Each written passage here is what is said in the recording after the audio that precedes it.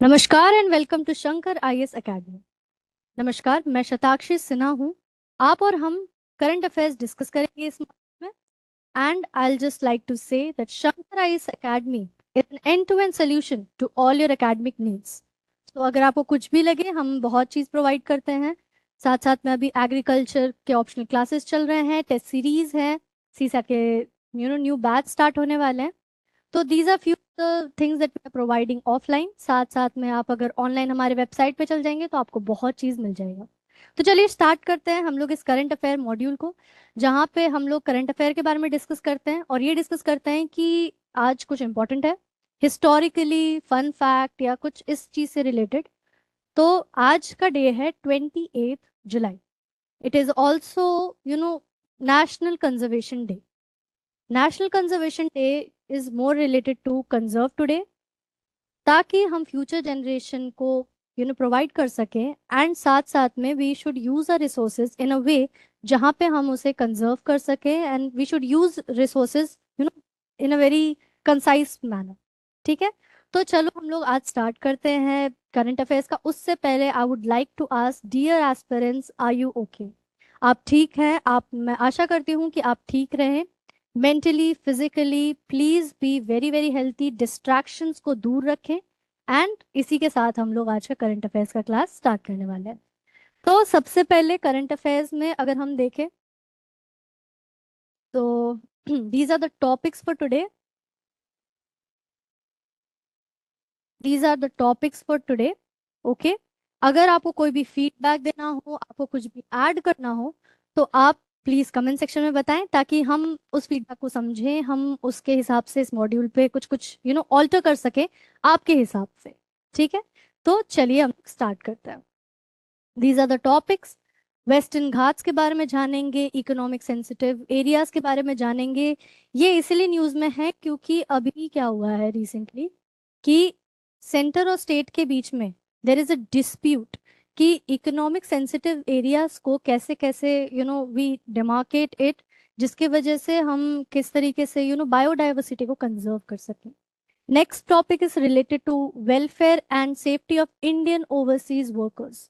Gulf countries में 70% Indians, in fact overall से अगर देखा जाए तो 70% जो इंडियंस जो सुसाइड कर रहे हैं, that are basically in Gulf countries. Okay, so this is something that ministry of external affairs ने न्यूज में बोला है, and we have to look what it is. Okay, next we are going to talk about urban cooperative banks. इसमें आरबीआई को by the ministry of cooperation उन्होंने बोला कि आप प्लीज अर्बन कोऑपरेशन जो बैंक्स हैं उनकी तादाद बढ़ा दें, क्योंकि जो नॉर्मल कमर्शियल बैंक्स होते हैं they are not commercially, they they have this only one thing, they have only one aim in the mind कि उन्हें प्रॉफिट कमाना है। कोऑपरेटिव बैंक जो होती है वो वेलफेयर पे काम करती है, वो लोगों पे काम करती है, स्मॉल वर्कर्स हो गए, सॉरी स्मॉल फार्मर्स हो गए, एमएसएमईज हो गए, स्मॉल बिजनेसेस हो गए। तो ये सब चीज को वो एड्रेस करता है। ठीक है, आगे देखते हैं हम लोग water, urban water whose. Basically क्या है कि अर्बन में जो अर्बन सिटीज हो गए, अर्बन एरियाज हो गए, उसमें वाटर क्राइसिस बहुत देखा जा रहा है। कहा जाता है कि वाटर क्राइसिस के बहुत अलग अलग रीजंस हो सकते हैं, वाटर वेस्टेज हो सकता है, बहुत चीज हो सकता है, बट इस आर्टिकल के दौरान हमें ये पता चलता है कि गुड गवर्नेंस कितना इंपॉर्टेंस रखता है for the conservation of water. अगर गवर्नेंस में कुछ होल है, प्रॉब्लम्स है, तो उस चीज को वो डील करता है by governance. It's something like that. Okay, next हम लोग डिस्कस करेंगे प्रीलिम्स फोकस। इसमें हम लोग सारनाथ के बारे में डिबेट करेंगे, इसमें दो तीन और टॉपिक्स है, उस चीज के बारे में डिबेट करेंगे। So let's dive into it. चलिए तो स्टार्ट करते हैं। सबसे पहले हम लोग स्टार्ट करेंगे वेस्टर्न घाट्स को लेकर के। सबसे पहले I would like to tell you that जो वेस्टर्न घाट्स है, it's basically a hotspot for biodiversity. Okay, इसको कंजर्व करने के लिए इंटरनेशनली भी बहुत इंपॉर्टेंस दिया जाता है। तो ये जो पार्ट है, इसमें कुछ स्टेट्स आ जाते हैं, जैसे गुजरात आ गया, महाराष्ट्र आ गया, गोवा आ गया, केरला आ गया, तमिलनाडु के भी कुछ पार्ट्स हैं और मध्य प्रदेश के भी कुछ पार्ट्स हैं। तो ये वेस्टर्न घाट्स के बारे में, ठीक है। एंड इकोनॉमिकली सेंसिटिव जोन, इसका कॉन्टेक्स्ट जो मैंने पहले बोला है कि environment, ministry of environment forest and Climate change ने एक अभी जो उन्होंने जो टेन्योर है एक्सपर्ट कमेटी के दौरान, उन्होंने ये जो टेन्योर है उसको बढ़ा दिया गया, क्योंकि ये जो डिस्प्यूट है सेंटर और स्टेट के बीच में, it's not resolving at all. तो ये बहुत बड़ा एक कंसर्न है। स्टेट्स का कहना है कि हमें हमें इकोनॉमिक डेवलपमेंट के बारे में काम करना है, हमें चाहते हैं हम कि कुछ ऐसे एक्टिविटीज हो, माइनिंग हो जाए जो कि एनहांस करता है इकोनॉमी ऑफ स्टेट। एंड यहाँ पे सेंटर बोल रहा है कि ये बायोलॉजिकल हॉटस्पॉट है। सो इंटरनेशनली अगर देखा जाए तो इसको कम कंजर्व करने का जो जिम्मा है, it is on the state. So ये जो डिस्प्यूट है, इसी के लिए, इसी को रिजॉल्व करने के लिए एक्सपर्ट कमेटी बैठाई गई थी। अब expert committee under this ministry जो बैठाई गई थी, अब उसके डिस्प्यूट को लेके कुछ हुआ नहीं, तो उस चीज को एड्रेस करने के लिए फिर ये जो डेट है एक्सटेंड ऑफ टेन्योर इस कमेटी का हैज बीन एक्सटेंडेड, ताकि ये जो डिस्प्यूट है इसको रिजॉल्व कर सके। ये 2027 तक एक्सटेंड कर दिया गया है। ठीक है। अगर देखा जाए तो basically it is related to the extension coming due to the continuous deadlock over finalizing eco-sensitive areas in the Western Ghats. Okay, तो जैसे मैंने आपको कॉन्टेक्स्ट पहले दे दिया था, आगे बढ़ते हैं। तो why is this issue very important? Because 2024 में जो ड्राफ्ट हुआ था इस नोटिफिकेशन का, it basically lapse and ended. And in जो सेंटर और स्टेट 2024 में ये जो पूरा पीरियड था in which they had to resolve the whole issue, तो ये जो रिजॉल्विंग जो इशू की थी ये तो हुई नहीं, there is still a deadlock. तो इसीलिए there is no this thing, तो इसीलिए फिर there is a fresh consultation regard the states, and ये स्टेट्स में बहुत टसल्स होते रहते हैं। ठीक है। आगे about the expert committee, this was actually very important topic, because ये जो कमेटी है ये 2022 में by Ministry of Environment Forest and Climate Change के द्वारा बनाया गया था। इसके chairman Sanjay Kumar, director general of the forest.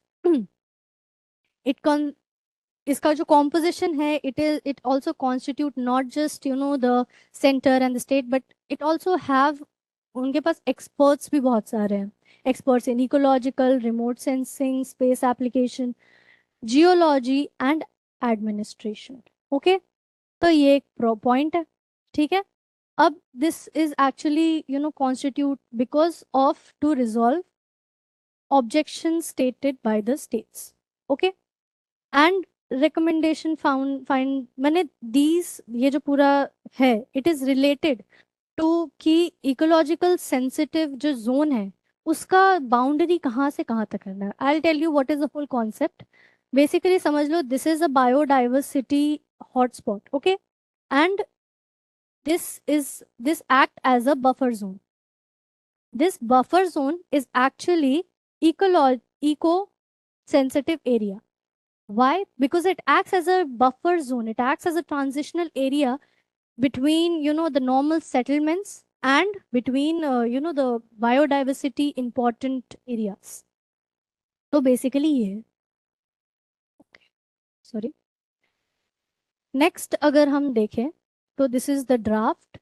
Okay, this is what these states are proposing by Gujarat, Maharashtra, Goa, Karnataka, Tamil Nadu, Kerala. These are the areas that they think that should be, कि इतना area होना चाहिए, demarcation होनी चाहिए ये से की। But basically इस पे अभी डिस्कशंस हो ही रहे हैं, मतभेद हैं, बहुत सारे प्रॉब्लम्स हैं। करंट स्टेटस क्या है? बेसिकली क्या हो रहा है कि discussion between Maharashtra, Goa and Gujarat are in advance stage.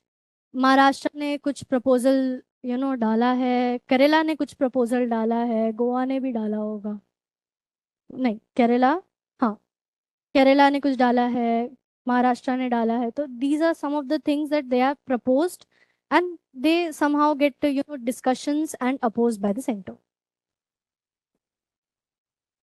They have again, तो करंट स्टेटस ये है कि महाराष्ट्र ने फिर से एक प्रपोजल डाला है। लेट्स सी, इस पर भी डिस्कशन होगा। ठीक है। जो न्यू करेला गवर्नमेंट है उसने भी रिड्यूस कर दिया है कि इतना एरिया होना चाहिए, बिकॉज एक स्टेट के लिए revenue collection is a bit difficult, right. तो इसीलिए ये सब स्टेट्स इतना रिटेलिएट कर रहे हैं ताकि इनका जो इकोनॉमिक डेवलपमेंट का जो द एरियाज वेयर एक्चुअली उनको इकोनॉमिकली चार्ज करता है, वो चीज़ अगर ईएसए में चला जाएगा तो इनके पास और कोई ऑप्शन नहीं रह जाएगा। ठीक है, तो this is now we are going to discuss about कि significance of Western Ghats ecologically क्या सिग्निफिकेंट है, why Western Ghats are so you know very important for biology biodiversities and conservations की बातें होती हैं, तो ये सब चीज़ में इट इज़ वेरी इंपॉर्टेंट। सबसे पहले UNESCO world heritage site, it has actually world's 8 hottest hotspots of biodiversity. I told you in the beginning, Western Ghats is the very important and a very diverse and it is very very important hotspot for biodiversity. देखा जाए तो 1500 kilometres इसका पूरा overall range है, area है, extend from Gujarat to Kerala. I told you this is actually this is the border of Tamil Nadu, sorry बहुत ज्यादा बड़ा हो गया, बट या, so this is actually the Western Ghats. The Western Ghats, these are few of the states that are in it. Rich biodiversity with a lot of plant species, fish species, amphibians. So hence it is very ecologically very important for us.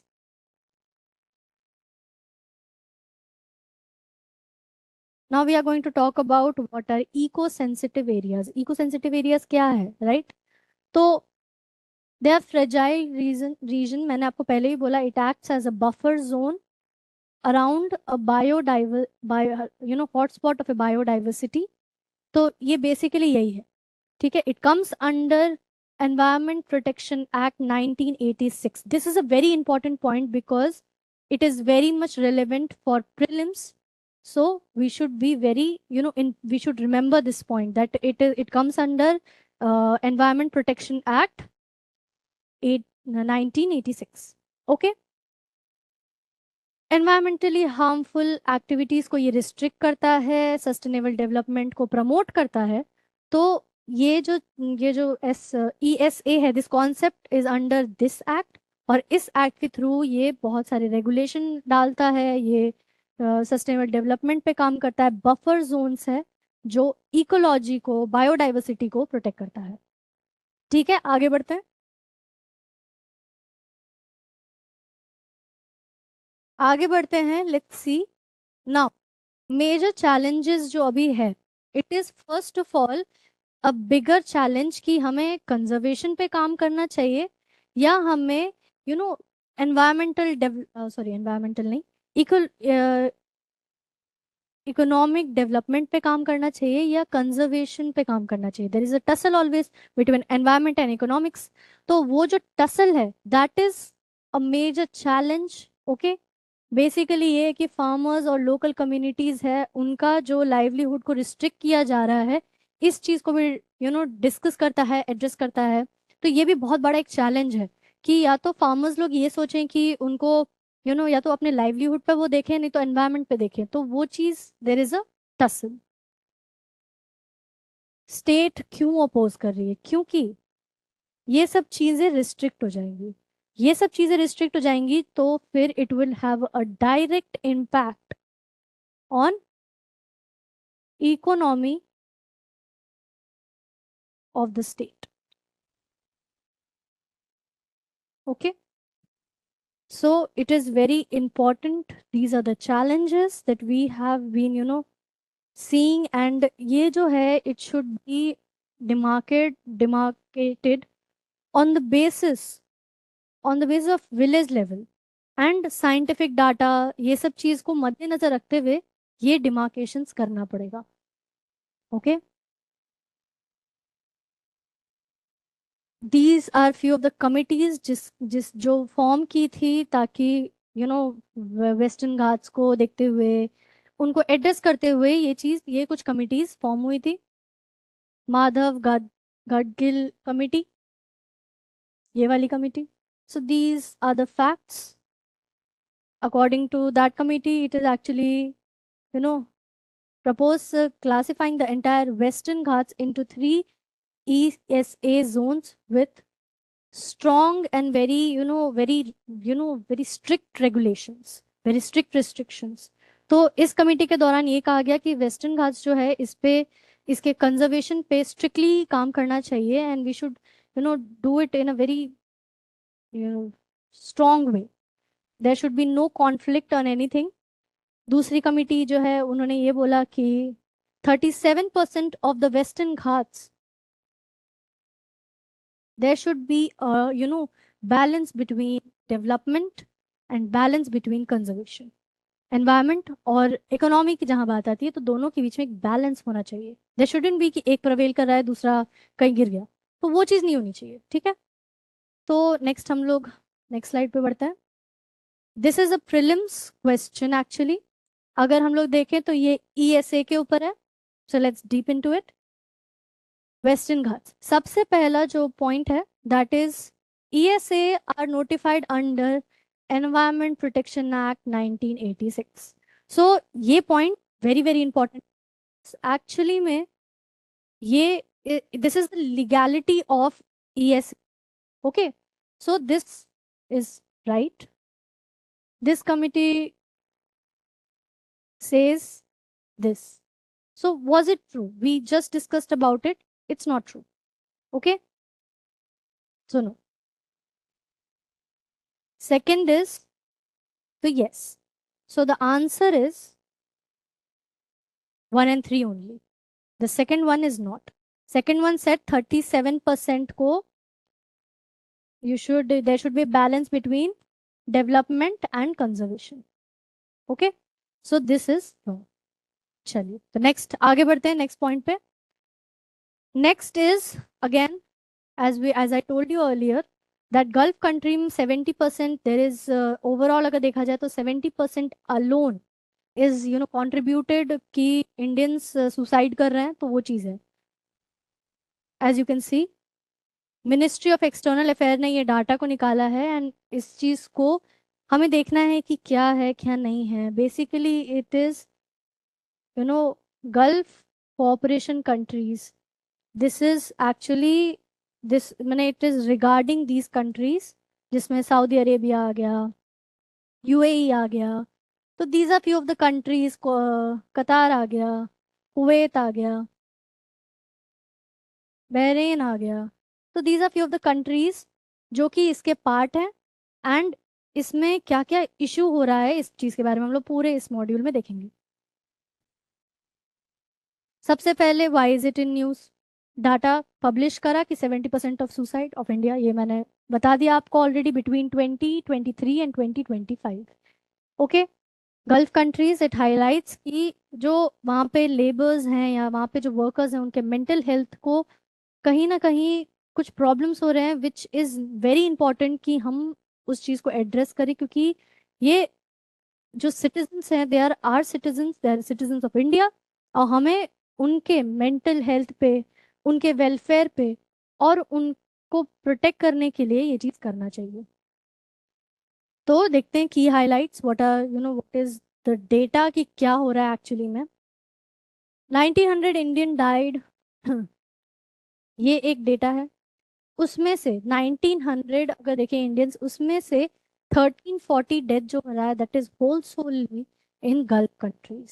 So what is the reason why the 70%, 70% लोग क्यों suicide कर रहे हैं, वो भी specially gulf countries में.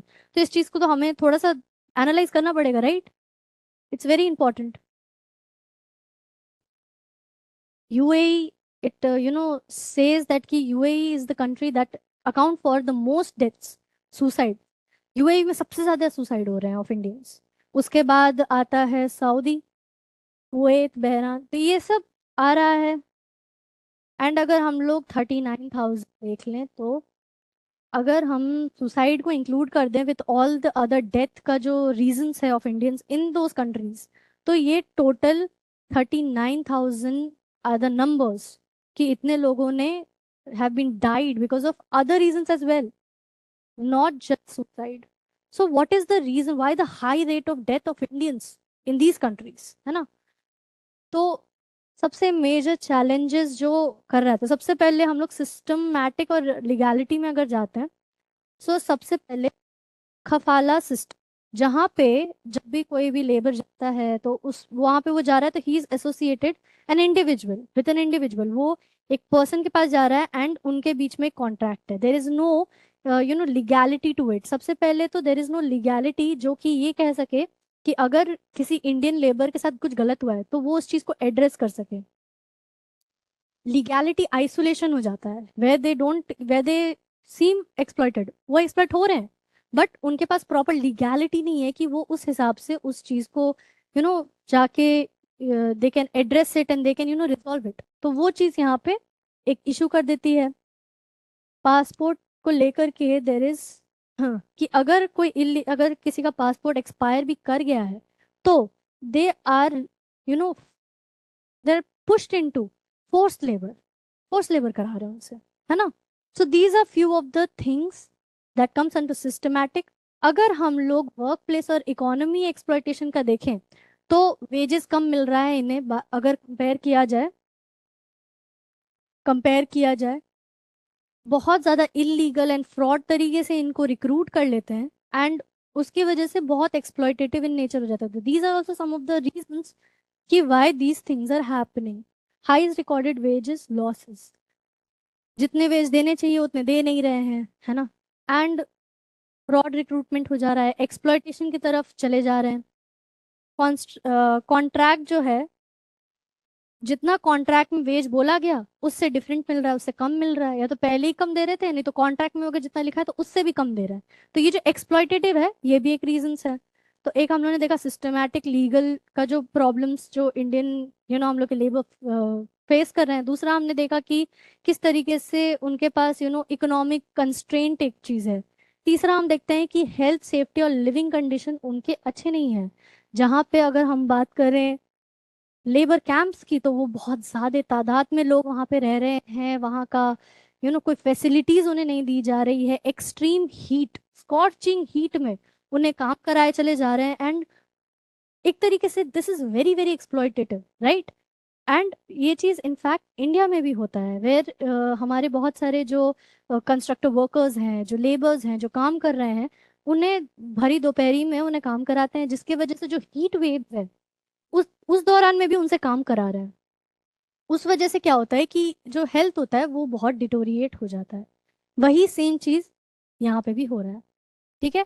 55% of overseas Indian work place death, है ना, due to heat stress and dehydration, dehydrate हो जा रहे हैं and they are getting sick, ठीक है।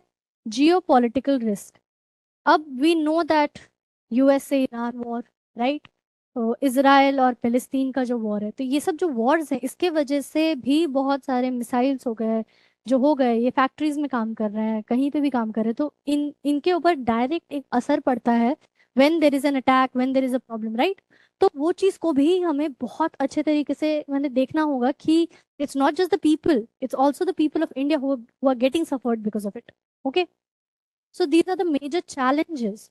So now we are going to see that what are the framework, ऐसा क्या तो इंडिया जो है it should have agreements with these countries ताकि वो ये सब चीज जो एक्सप्लॉयटेटिव हो रहे हैं, जो ज्यादा लेवल पे हो रहे हैं, उसको कम कर सके, right.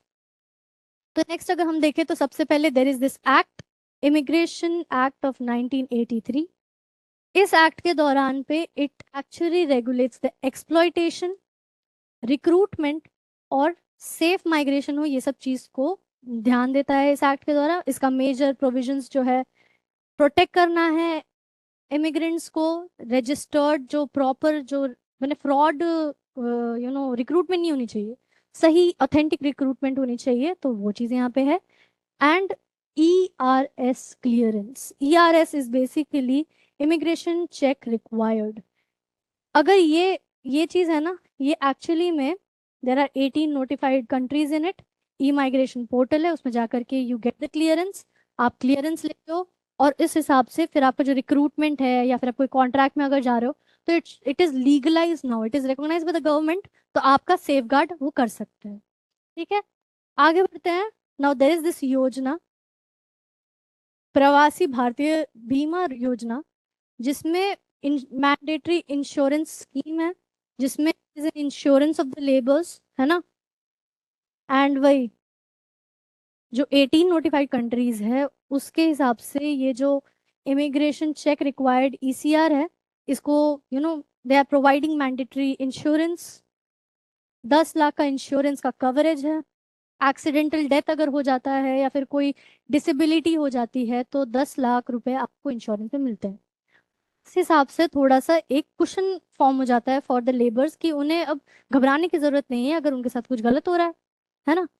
And welfare, it provides a nominal premium. ठीक है। एंड इसका मेन एम यही है कि हम ना अपने लेबर्स को, इंडियन लेबर्स जो फॉरेन में काम कर रहे हैं उनको सेफ गार्ड करें, उनको प्रोटेक्ट करें, उनको वेलफेयर प्रोवाइड करें। ठीक है। तो ये भी पॉइंट हो गया। अब हम देखते हैं bilateral agreements. This is a bit important because हमें ये जानना है, एक तो सबसे पहले 2021 में कुवैत के साथ साइन हुआ एक एग्रीमेंट, जिसमें एग्रीमेंट नहीं, मेमोरेंडम ऑफ अंडरस्टैंडिंग एक साइन हुआ, जिसमें डोमेस्टिक जो वर्कर्स थे उनको मिनिमम वेज दिए गए, 12 आवर पर डे का, there is a cap and these are the things जो उनको एसोसिएट किया गया। Women living conditions, women employment ज़्यादा हो जाए, है ना, mobile phone access, these are the things. Saudi Arabia की बात करें तो 2014 में हो गया था।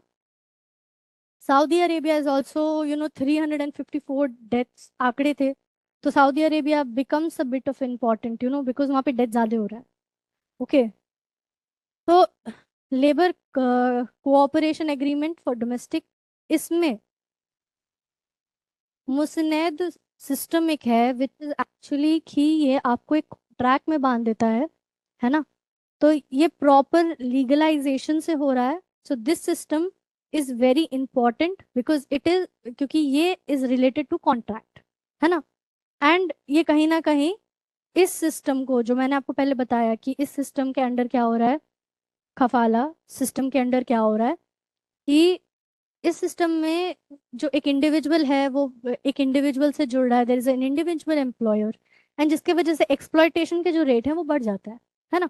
सो this is actually, it was replaced and contract based employment हुआ। ठीक है। सो ये सब कुछ है, कुछ और भी है यूएई में है। यूएई में again few of the things that the agreement that is signed by UAE, Qatar, Bahrain, Oman. So these are the countries of GCC. Please remember. And इनके साथ agreement sign हुए हैं, exit permit, minimum wage allowed. So this is the thing that is very important. कि if the visa expires, so there is instead of forced labor आप उसको वापस deport कर दे, है ना। तो it's better this way. So there are few of the legalities and the agreements and memorandum of understanding that was signed between India and these countries, so that we could address this problem much at front. Okay, this is a main question, guys. Please take a screenshot, solve it, and if you want, we can discuss it. अगर आपको कुछ भी discuss करना है आप comment section पे कर दें। आप अपना ईमेल आईडी दे सकते हैं ताकि हम आपको ये पीडीएफ भेज दें। आप अपना ईमेल आईडी के थ्रू या हमारे वेबसाइट के ईमेल आईडी के थ्रू आप हमें इसका सोल्यूशन भेज सकते हैं। We'll look into it. So let's this is the thing. So next, moving on to the next topic, is urban cooperative banks. As I told you, urban cooperative banks are related to welfare. They are not related to profit. Profit say they are not related to, they are related to welfare. Okay, the Ministry of Cooperation has asked RBI कि आप urban cooperative banks का number बढ़ा दें, है ना। इसका context मैं आपको पहले ही दे चुकी हूँ। आगे बढ़ते हैं। इसका अगर ओवरव्यू देखें तो कोऑपरेटिव बैंक बेसिकली ये urban and semi urban areas में एस्टैब्लिश किए जाते हैं। अभी बेसिकली महाराष्ट्र हो गया, गुजरात हो गया, these are some of the states which have more in a large number of UCB, urban cooperative banks, and बाकी ऑल ओवर इंडिया की अगर बात की जाए तो ये तादाद बहुत कम है, एंड ऐसे बैंक्स और होने चाहिए, राइट। तो बेसिकली यही है। हाँ, इसका लीगैलिटी अगर देखा जाए तो multi state cooperative society act 2002 और state cooperative societies act. Okay, जो ओनर बेसिकली, इसके साथ क्या है ना, कोऑपरेटिव, कोऑपरेटिव के साथ, कोऑपरेटिव बैंक्स के साथ जैसे principle of one member one vote. अगर वन मेंबर वन वोट की बात करें, so it is very much related to our democratic principle, democratic principles, it is very much link to it. Okay. And basically मैंने आपको पहले ही बताया कि small borrowers, traders, MSME, small farmers, they are link to it. यहाँ पे basically यहाँ पे जो कस्टमर है, they are also the share holder, they are also the owner of this banks. जिन इसका ये मतलब है कि अगर कोई ओनर है, साथ साथ में अगर देर इज अ मेंबर, तो मेंबर जो है उसका भी इक्वल वेटेज है as owner. So this is a whole principle of democratic principle. Okay, moving on. What are urban cooperative banks? Okay, तो सबसे पहले it's regulated by RBI. Okay, cooperative society laws के ऊपर ये डिपेंडेंट है, ये regulate होते हैं, incorporate and managed. Banking regulation amendment act 22 इसको स्ट्रेंथन करता है, आरबीआई का पावर को स्ट्रेंथन करता है ताकि वो इसको रेगुलेट कर सके। डुअल रेगुलेशन, यानी कि ओनर के साथ साथ जो responsibility is also on the customer, and there is also dual regulation between RBI and cooperative partners. RBI है and there are cooperative partners, they come together, they work together ताकि इस जो cooperative जो है उसको एड्रेस कर सकें। and there is this these are the points of what urban cooperative banks are. Okay, moving on. Now there is regulatory framework की what are the regulatory framework, मतलब what are the basis क्या है, what are the features? सबसे पहले cooperative and democratic principal पे ये काम करता है, जैसे मैंने आपको पहले बताया, one member one vote, that is related to democratic principles. Owner और कस्टमर का सेम वैल्यू, डेमोक्रेटिक प्रिंसिपल्स। ठीक है। Local saving for local credit needs, it is more of a localise, not कि ना कि मल्टी स्टेट हो गया, या फिर इट इज बेस्ड ऑन कि लोकल के लोग, for the community, basically for the community. Okay, focus on priority sectors and retail banking. Okay, members are both owners and customers, as I told you. Okay, affordable banks, un- they are more affordable actually.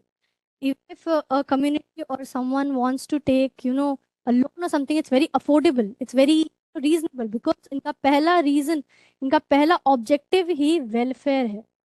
Okay, next, features and challenges. Okay, सबसे पहले हम देखेंगे कि क्या क्या challenges है। Dual regulation की वजह से क्या होता है कि जब भी there are two people involve in some certain things, conflict disputes हो सकते हैं, राइट। आरबीआई अगर और कोऑपरेटिव सोसाइटीज के बीच में अगर डुअल रेगुलेशंस है, तो उनके बीच भी जो है गवर्नमेंटल इश्यूज तो आएगी ही। ठीक है।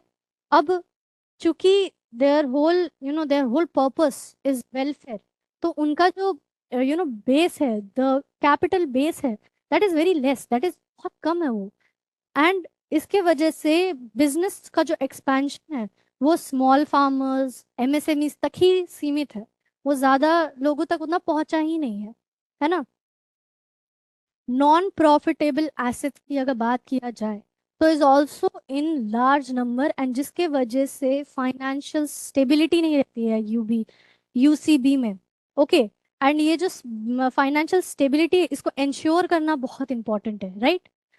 अगर बोला जाए तो फिर साथ साथ में there is also one challenge of political interference, right. अगर politically there is this party, अगर वो पावर में है and they have this certain things, so mismanagement होने का बहुत ज्यादा चांसेस हो जाता है। ठीक है, when there is political interference. साथ ही साथ there is also one reason, they have very limited technology, very you know and जिसकी वजह से जो कंपटीशन है बिटवीन डिफरेंट डिफरेंट यूसीबीज, वो भी बहुत कम हो जाता है। ठीक है, तो these are few of the challenges that now we have discussed. Next अगर देखें तो रीसेंट डेवलपमेंट्स, सबसे पहले मिनिस्ट्री ऑफ कोऑपरेशन ने यूसीबीज में ज्यादा लाइसेंस इश्यूज की कर दिए हैं। आरबीआई का ये एम है कि वो बैंकिंग को एक्सपैंड कर दे, और जो जो डिस्ट्रिक्ट्स हैं, जो डिस्ट्रिक्ट्स हैं other than Maharashtra and Gujarat, जो इस कंट्री, जो ये स्टेट्स हैं, बाकी स्टेट्स में भी ये एप्लीकेबल हो। तो ये एक ये चीज़ है। बैंकिंग रेगुलेशन एक्ट 2020 को एनहांस करने का एक टारगेट बनाया जाता है। ठीक है। Focus on strong governance and professional management. Okay. And साथ में डिजिटलाइज करने का, and consolidation through digitalization is very very important. तो वो चीज भी is some of the recent developments under UCBs. Okay. अगर हम देखें तो now we can see the state, the way forward. सबसे पहले it ensures financial stability, inclusion, right. Inclusion, local economic growth ensure करता है, साथ साथ में it includes a lot and lot of MSMEs and small borrowers. तो ये सब को भी इंक्लूसिव करता है। It's very important to inclusify the inequalities in the societies, right. As I told you, inclusion, strengthen governance through fit and proper management, क्योंकि it is a localized framework, localized framework है। तो उस वजह से क्या होता है कि it gives a much more attract, it is a much more what fit shall fit, मैंने ऐसा नहीं है कि यूनिवर्सल लॉ है ना। So this is way forward. Okay. And जो डुअल रेगुलेशन है of RBI and cooperative societies, इसको भी थोड़ा सा we need to work on it, and we should enhance for better coordination, better cooperation, right. हमें digital banking, capital inclusion and technology को integrate करके we need to enhance these things. Okay. तो एक technology is also very important point over you. Okay. This is another prelims question. Okay. First statement regarding UCBs. First question, UCBs are regulated by RBI for their banking operations. So yes, it is true. Companies Act nahi, it is actually Cooperation Act. Okay. And are covered under deposit, insurance and guaranteed of the persuade thing. So this is also correct. This is also correct. I think the answer is B. Yes, the answer is B. The answer is B. पहली बात, this statement is wrong because it is cooperative act. Okay. So moving on to the next topic. Okay. Now this is regarding water shortage. Okay. Basically water shortage के ऊपर है. Indian urban water service are leaky, inequitable, underfunded, and this focus on, इसका basically इस पूरे जो अगर article में देखा जाए तो इनका ये दावा करना है कि एक पॉलिटिकल टर्म, यानी कि एक पॉलिटिकल टर्म यानी कि 5 साल का ना, वन पॉलिटिकल टर्म में अगर एक एक बार अगर इस एजेंडा को डाला जाए और पूरे पॉलिटिकल टर्म तक इसको फॉलो किया जाए तो this problem of water crisis can be resolve in urban areas, right. तो ये चीज पूरा इसका दावा करना है। ठीक है। स्टोरी सो फार, ये जो रिलेटेड है, it is related to, it is basically related to कि प्रॉब्लम्स क्या क्या है, what are the stories so far. This is related to कि सुएज का जो मैनेजमेंट है, it's very bad, it's not very good. Water का जितना जितना input is equals to output होना चाहिए, जितना गवर्नमेंट प्रोवाइड करी उतना कंजम्पशन होना चाहिए, बट बीच में चूंकि बहुत सारे मीडिएटर्स हैं, करप्शन है, उसके वजह से वो बहुत मतलब कम हो जाता है। यानी कि इनपुट जितना है उतना आउटपुट नहीं है, लोगों के पास कम वाटर सप्लाईज है, तो वाटर क्राइसिस। तो ये उससे रिलेटेड है, right. Running cost is actually more for there is, बीच बीच में जो there is a mediation, there is a problem in water leakage हो गया, वाटर वेस्टेज हो गया. So these are some of the leakages that provides problem. The cost is more, the utility is less. That is the problem over here. The claim जो मैंने बोला कि एक political term is enough to address this problem. तो वो चीज इसमें दिया हुआ है. ठीक है. And 4 simple questions are asked ताकि इस क्वेश्चन को एड्रेस करते हुए हम ये जान सके कि प्रॉब्लम्स कहाँ पे है और कहाँ पे एड्रेस करना है. वाटर बेसिकली शॉर्टेज क्राइसिस कुछ रीजंस की वजह से हो रहा है. बिकॉज सबसे पहले सबसे बड़ी रीजन ये है कि जो लोकल पीपल हैं, जो अर्बन पीपल हैं, they are actually dependent on कि रिवर सप्लाई एक है या फिर ग्राउंड वाटर पे डिपेंड करते हैं फॉर देयर वाटर सप्लाई. अब इस वजह से होता क्या है कि एक तो वाटर डिप्लीशन तो हो ही रहा है, साथ साथ में there is a problem where there is, because water depletion की वजह से ही there is a lot of problems and there is a lot of outcomes. ये सब चीज़ हम डिस्कस करेंगे. इनफैक्ट ये हम इन डेप्थ में डिस्कस करेंगे कि 4 सिंपल प्रॉब्लम जो इस आर्टिकल में दिए गए हैं, how to address them. Okay.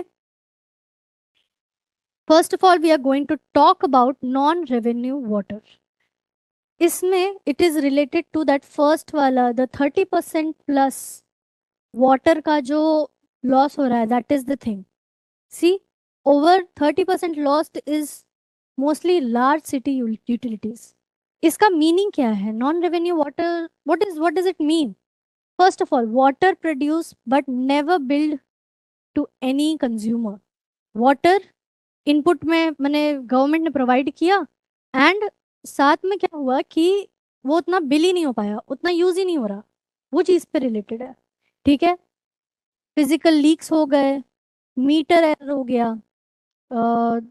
तो there is a meter that tells कि इतना इनपुट हुआ उतना आउटपुट हुआ. देर इज अ मीटर कि इतना input should equal to be the output.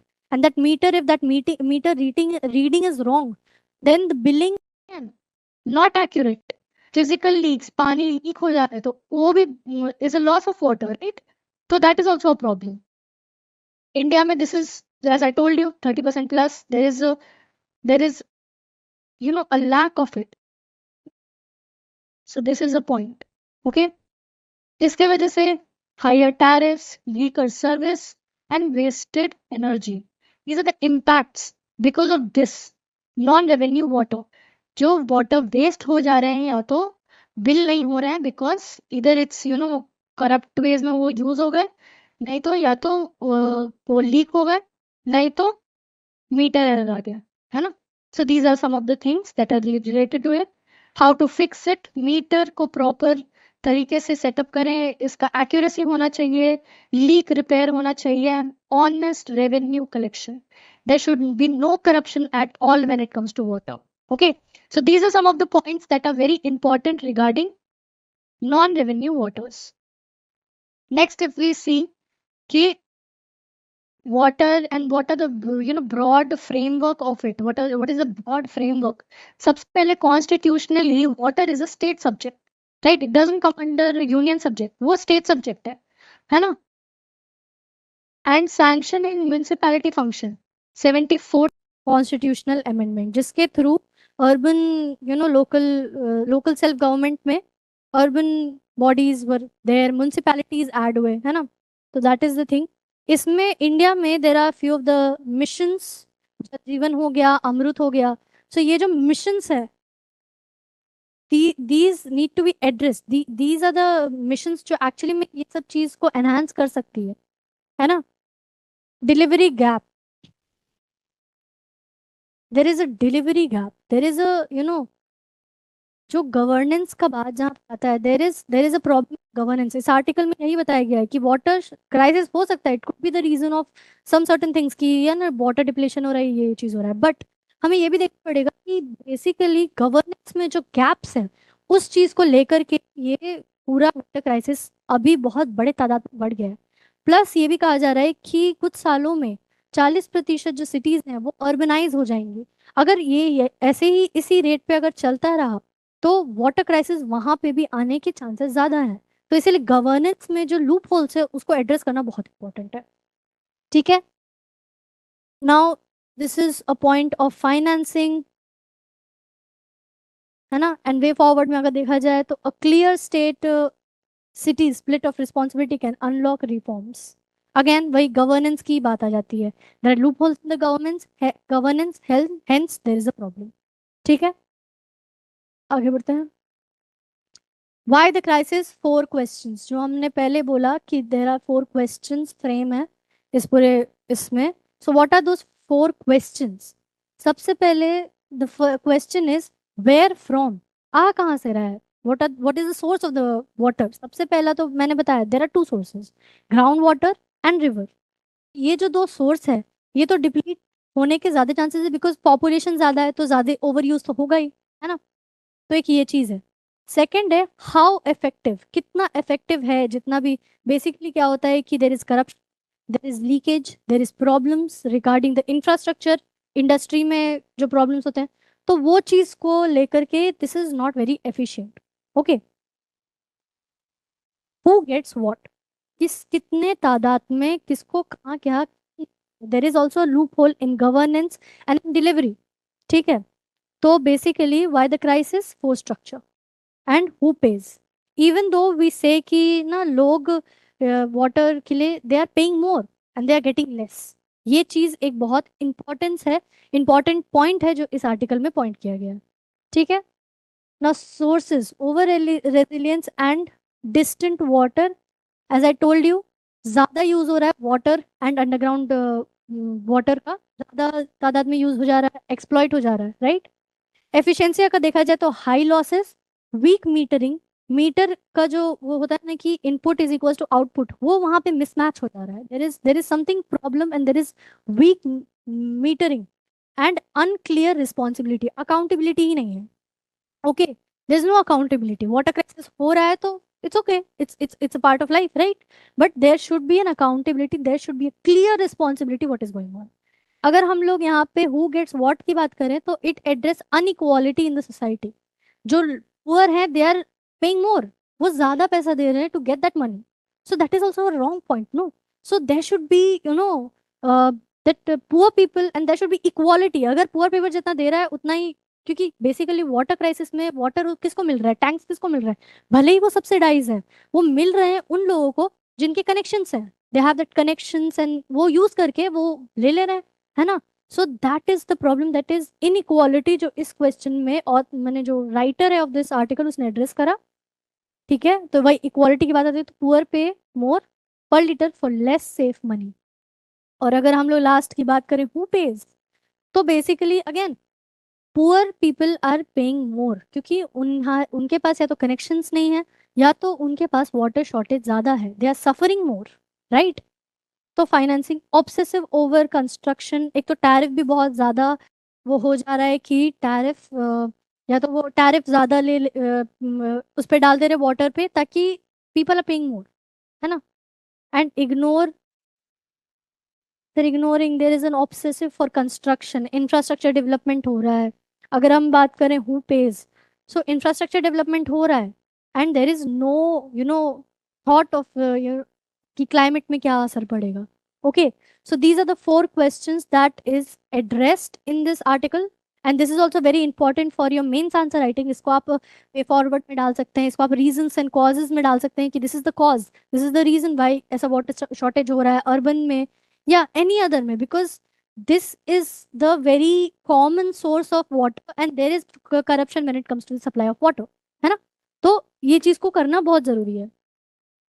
Next अगर हम देखें कि there are some environmental and equity concerns. Okay, सबसे पहले ये है कि अगर देखा जाए तो सिटी में अगर वाटर शॉर्टेज है नहीं है, but there is also not proper drainage system भी नहीं होता है, देर इज वाटर लॉगिंग की वजह से डिजीजेस हो सकते हैं जैसे डेंगू वेंगू। अभी चूंकि मॉनसून सीजन है एंड इतनी बारिश हो रही है, तो I would like to add something for my aspirants, please please take care of your health, because बारिश हो रही है and if you live in urban area और even in rural area stagnant of water रहेगा, है ना, जिसके वजह से आपको आपका हेल्थ डिटोरिएट हो सकता है। तो आप प्लीज अपने हेल्थ पे कॉन्शियस रहें, ज़्यादा ओपन स्पेसेस में ना जाएं जहाँ पे बहुत सारे आपको मच्छर मिल सकते हैं, मॉस्किटोज मिल सकते हैं, तो प्लीज़ आप थोड़ा सा रिस्ट्रिक्ट करें वो सब चीज़ों को, पढ़ने पे ध्यान दें, डिस्ट्रैक्शन कम करें और अपने हेल्थ का बहुत ख्याल रखें. So next point, sorry for the distraction but it was very important. So this is the thing, our drain shed groundwater faster than it can recharge. सबसे पहले तो ओवर यूज ऑफ वाटर है ना. Over use of water है and इसी over use of water की वजह से ही डिप्लीशन हो रहा है, वाटर क्राइसिस हो रहा है. तो पहला तो ये कंसर्न है कि वाटर क्राइसिस हो रहा है. दूसरा ये हो रहा है कि piping distant water inflation pumping bills and carbon load. एक तो एनर्जी लॉस भी बहुत ज्यादा हो रहा है, even though there is infrastructure, but there is also some problems in the infrastructure, क्योंकि उतना, या तो एक ये भी एक चीज है कि the industries that are actually forming and they're creating the water, and not creating the water but yeah they are supplying, they are responsible for supplying the water. तो वो जो इंडस्ट्रीज हैं, तो वो इंडस्ट्रीज बेसिकली कर क्या रहे हैं कि उनका इंफ्रास्ट्रक्चर उतना हाईटेक नहीं है, उनका इंफ्रास्ट्रक्चर में भी कहीं लूप होल है. तो ये चीज भी देखा जाना चाहिए कि there is a loophole there as well. Okay. Wetland losses, बहुत सारे वेटलैंड जो हैं वो बहुत मैंने प्रॉब्लम में चल रहे हैं. सबसे बड़ा एग्जांपल तो सुंदरबन डेल्टाज हैं, एंड उनका जो मैनग्रोव का जो जो वेटलैंड जो पूरा है, it is getting a bit destroyed और वट एवर इट इज, है ना. तो एक तो वेटलैंड लॉसेस भी है ना. अर्बन फ्लडिंग वर्सन हो जा रहे हैं जिसके वजह से वाटर वेटलैंड्स चले जाएंगे तो बहुत इफेक्ट पड़ता है इकोलॉजिकली भी, है ना. ठीक है. Tankers paradox, free tanker subsidies but सिर्फ कनेक्टेड लोगों को मिल रहा है, पुअर लोगों तक वो चीज़ पहुंच ही नहीं रही है, जो एक्चुअल नीड है उन्हें नहीं मिल रही. और जो कनेक्शंस के थ्रू, जो करप्शन के थ्रू ले रहे हैं water, and that is the only source of water, तो वो चीज़ बहुत गलत है. सो that is also a concern कि वो चीज़ नहीं होना चाहिए, इनइक्वालिटी नहीं होनी चाहिए, इक्वालिटी होनी चाहिए. देखो, everything can be related, it is multi dimensional. अगर कोई इन्वायरमेंटल प्रॉब्लम है वो सोसाइटी से लिंक हो सकता है, सोसाइटी का कोई प्रॉब्लम है वो हिस्ट्री से लिंक हो सकता है. तो ऐसे करके जो लिंकेज है, इसके ऊपर अगर मल्टी डायमेंशनल अगर हम लोग प्रिपेयर करेंगे तो UPSC would be a very very nice and very enjoyable journey. तो ये चीज़ हमें बहुत ध्यान देना है कि अगर कुछ चीज़ हो रहा है तो उसका अलग अलग डायमेंशंस भी होना चाहिए, है ना. So next, health tool, poor house hold पे मोर. ठीक है, जो मैंने पहले भी डिस्कस कर लिया है. नेक्स्ट अगर देखें तो व्हाट इज गवर्नमेंट का response, what is the way forward. सबसे पहले तो जो सोर्सेज हैं वाटर के, उसको डाइवर्सिफाई करना बहुत ज़रूरी है. उसको जितना हम डाइवर्स करेंगे उतना ज़्यादा we can get returns from it, है ना. डाइवर्स सोर्सेज, मेन स्ट्रीम जो है, एंड सबसे पहले इट इज़ वेरी इंपॉर्टेंट कि ये पता है water crisis can also be seen in ऐसे ऐसे जगह पे जहाँ पे rain water is more than sufficient. Rain water sufficient है, अच्छे तरीके से चल रहा है, लेकिन वाटर की फिर भी स्कार्सिटी है. सो इससे तो यही पता चलता है ना that there is some gap. And plus we should promote rain water harvesting. Rain water harvesting एक ऐसा टेक्निक है जिसमें हम रेन के जो वाटर है उसको कंजर्व करते हैं, उसको बचा के रखते हैं, स्टोरेज करते हैं, ताकि उसको हम फ्यूचर फ्यूचर टाइम के लिए हम यूज कर सकें. So it's good, no. So it's this is the point, this is the technique that we should use, right. ये चीज, and we should reuse the water. अगर कोई इंडस्ट्रियल वाटर है, अगर जैसे बहुत होता है ना कि we use water for cooling a lot of things, तो वो कूलिंग में जो यूज होता है तो that water can be reused. वो चीज होता है, you wait for it to cool down and you can reuse it, है ना. So that is the thing. Another, this is कि there should be universal, metering should be universal. सब चीज़ एकदम systematic way में हो. There shouldn't be any corruption, there shouldn't be any loopholes. कुछ, sorry, कुछ ऐसा लूप होल नहीं होना चाहिए. Everything should be transparent and accountability should be ensured. ठीक है, transparent and accountability, these two are very important points. Okay. Guarantee minimum safe daily quantity for every residence regarding of its tenure. एक minimum limit होना चाहिए for the water supply, कि इतना minimum तो ये this is the limit, इसके ज़्यादा provide कर सकते हैं लेकिन there should be a limit. अगर वो लिमिट अगर हम कर देंगे तो there would be equitable distribution of water. ठीक है. फिर रीडिजाइन टैरिफ्स, हाई टैरिफ्स हैं, गवर्नमेंट इज पेइंग मोर, है ना, तो these are problems that needs to be addressed. Lighthouse cities, it should be like the state to state cooperation. अगर एक state में कम है, दूसरे स्टेट में ज़्यादा है, तो वो एक इक्विटेबल, जैसे there are few projects that river linking projects, वो क्यों इतना प्रिवेल कर रहा है, वो क्यों गवर्नमेंट इतना सपोर्ट कर रही है, उस लिंकेज को लेकर के, उस वाटर लिंकेज जो रिवर लिंकिंग लिंक्ड प्रोजेक्ट्स हैं, ये सब को इसलिए प्रमोट कर रही है ताकि जो शेयरिंग का जो मसला है, जो प्रॉब्लम है, वो एड्रेस हो सके between the two states. Okay, this is another mains question, 15 marker का है ये. ओके, तो please give it a try, screenshot ले लीजिए, आप इसको ट्राई करिए.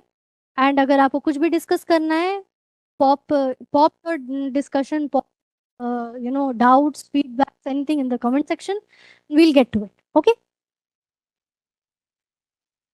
These are some of the pre, अब हम लोग का प्री कुछ डिस्कशंस चालू हो गए हैं. सॉरी, प्री के कुछ डिस्कशन. सबसे पहले सारनाथ. सारनाथ पहले was not a part of UNESCO World Heritage Site, but अब it is a World Heritage Site. Okay, it is the 45th UNESCO World Heritage Site. इसका लोकेशन उत्तर प्रदेश है. Significance, Gautam Buddha delivered his first sermon. पहला sermon इसी जगह पे दिया गया था, इसीलिए इसमें इंपॉर्टेंस है. सारनाथ को अब हम लोग ने UNESCO world heritage site, it's a part of it. Okay, importance, इस जगह का ये इंपॉर्टेंस है कि बुद्धा का जो टीचिंग था, बुद्धा का जो संगम था, that started to spread because of this. It was the first step, it was the beginning and the turning of dharma. तो ये इसका सिग्निफिकेंस है. ओके, अब अगर तीर्थ यात्रा की बात करें, तीर्थ स्थल की बात करें, तो there are 4 major pilgrimage site. तीर्थ यात्रा, तीर्थ के जो स्थल होते हैं, 4 मेन है अगर हम बुद्धिज्म को अगर लिंक करें. सबसे पहला है बोध गया, ऑब्वियसली, जहाँ पे एनलाइटमेंट हुआ या बुद्धा को एनलाइटनमेंट मिला. दूसरा है लंबिनी, जहाँ पे उनका जन्म हुआ, which is in Nepal actually. And Kushinagar. Please note this, that Kushinagar is not yet a UNESCO World Heritage Site.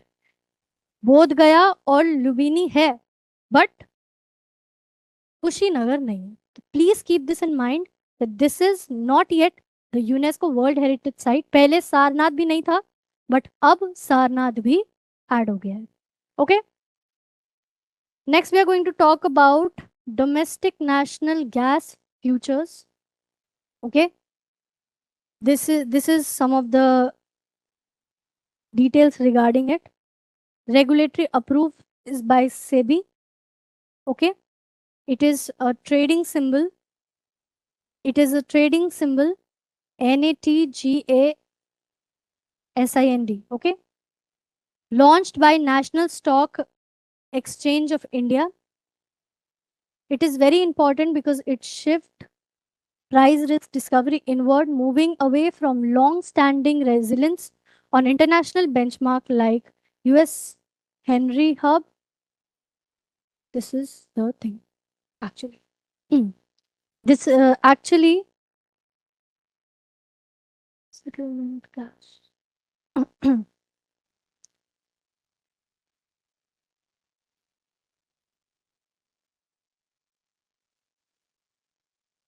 Basically ये प्रीलिम्स का एक टॉपिक है, सॉरी, बेसिकली ये प्रीलिम्स का एक टॉपिक है which is linked with India का सबसे पहला डोमेस्टिक नेशनल गैस फ्यूचर्स. जिस obviously there are few of the points that are very important for prelims. पहली बात की लॉन्च बाय किसने लॉन्च किया, ट्रेडिंग सिंबल क्या है, settling type, it is cash type, it's not online yet, it is cash settled. And the cash settled contract is aimed at enabling transparent India centric price discovery for the domestic natural gas market. Basically, natural gas market, there is a conflict between US and Iran, जिसमें strait of Hormuz has been blocked. उसकी वजह से क्या हो रहा है कि India को ऑयल एक्सपोर्ट हो गया, नेशनल गैस का जो इम्पोर्ट वाला जो इशू हो गया, that is increasing day by day, right. And plus अभी रिसेंटली न्यूज में there is also another conflict between Saudi Arabia and UAE. तो उन दोनों के बीच में भी एक बहुत इशू है, जिसमें Red Sea is a lot in news these days. Please check them out. And तो ये तो फिर it is the first domestic natural gas future. So it is very important for us to know कि natural gas जो है, this is the first. So it is a very big step for India, because हम natural gas बहुत ज़्यादा import करते थे, and now it is are domestic future. Okay, next अगर हम लोग देखें नेक्स्ट अगर हम लोग देखें रोहित सर,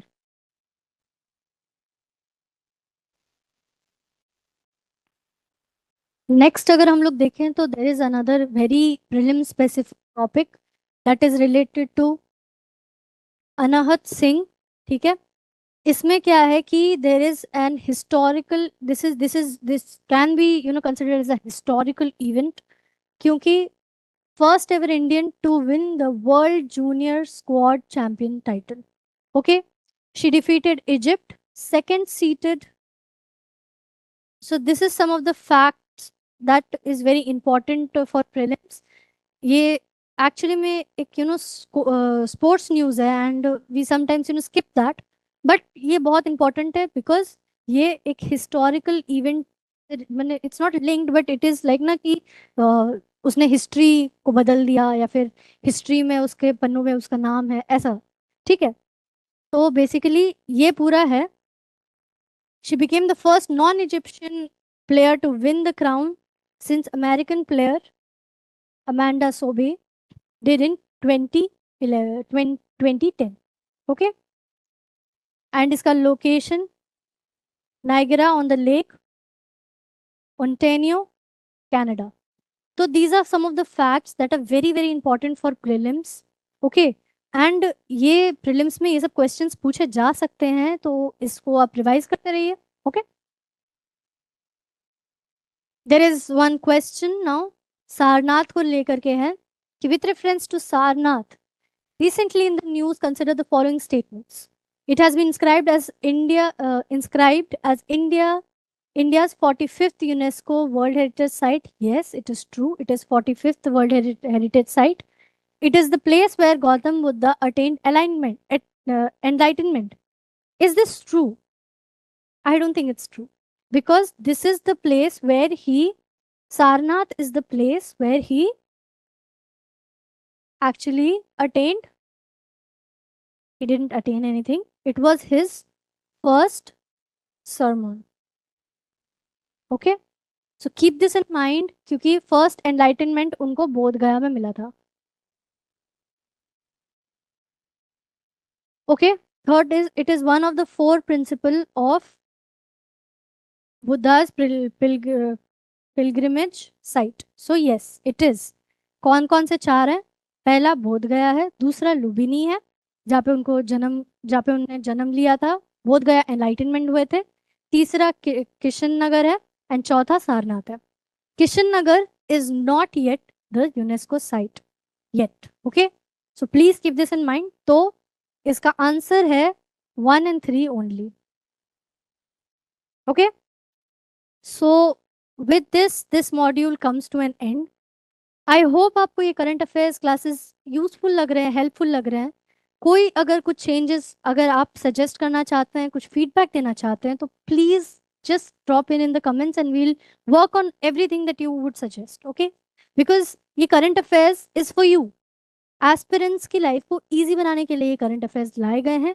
इसलिए मैं बस यही कहना चाहती हूँ कि विद दिस मॉनसून का सीजन है, again I am repeating, please please be very very street foods को अवॉइड करें. आप थोड़ा सा बाहर निकल सकते हैं, वॉक पे जाइए, मेंटल फिजिकल हेल्थ के लिए बहुत इंपॉर्टेंट है. बट प्लीज़ ध्यान दीजिए, छाता लेके जाइए ताकि आपको सर्दी ना हो जाए, ताकि आपकी तबीयत ना खराब हो जाए। स्ट्रीट फूड्स मत खाइए, नहीं तो फूड पॉइजनिंग हो सकता है। So avoid these things right now. जैसे ये मानसून खत्म हो जाएगा, then we can continue with our lifes. So with this I would just like to say that end every distractions. As a UPSC aspirant I would just like to say कि हम आपके साथ हैं, and अगर आपको कोई दिक्कत भी है वो भी आप कमेंट सेक्शन में बता सकते हैं, मैं एड्रेस करूंगी, एंड हम लोग 1-to-1 डिस्कशंस भी हो सकता है। ठीक है, तो with this I am going to end this module. आपको अगर कोई भी चीज़ की ज़रूरत हो, डाउट हो, आप प्लीज़ कमेंट सेक्शन में बता देंगे। Okay, so with this I am going to end this module. Hi, I am Shatakshi Sinha, and this is Current Affairs module, and I'll see you in the next time. Have a good day. Thank you.